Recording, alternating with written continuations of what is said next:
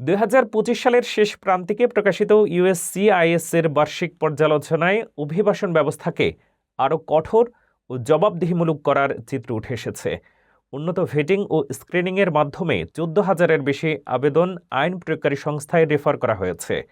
জালিয়াতি প্রতিরোধে operation twin shield সহ একাধিক উদ্যোগ নেওয়া হয়েছে। বিস্তারিত জানুন রিপোর্টে।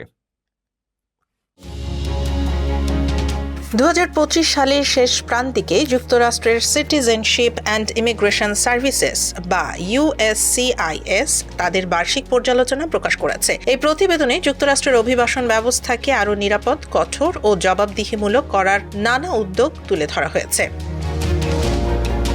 হোমল্যান্ড সিকিউরিটির সেক্রেটারি ক্রিস্টি নোয়েম এবং USCIS পরিচালক জোসেফ এডলোর নেতৃত্বে অভিবাসীদের জন্য যাচাই ও স্ক্রিনিং প্রক্রিয়া আরও শক্তিশালী করা হয়েছে। জাতীয় নিরাপত্তা ও জননিরাপত্তাকে অগ্রাধিকার দিয়ে উচ্চ ঝুঁকিপূর্ণ দেশগুলোর নাগরিকদের আবেদন বিশেষভাবে পর্যালোচনা করা হচ্ছে।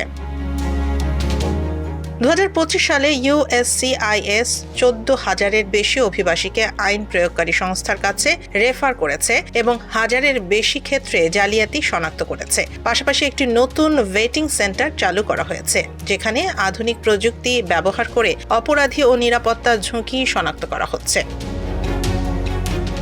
অভিবাসন জালিয়াতির বিরুদ্ধে অপারেশন টুইন শিল্ড নামে বড় অভিযান চালানো হয়েছে। এছাড়া ন্যাচারালাইজেশন পরীক্ষাকে আরও কঠিন করা হয়েছে, যাতে নতুন নাগরিকরা যুক্তরাষ্ট্রের ইতিহাস ও সংবিধান ভালোভাবে বুঝতে পারে।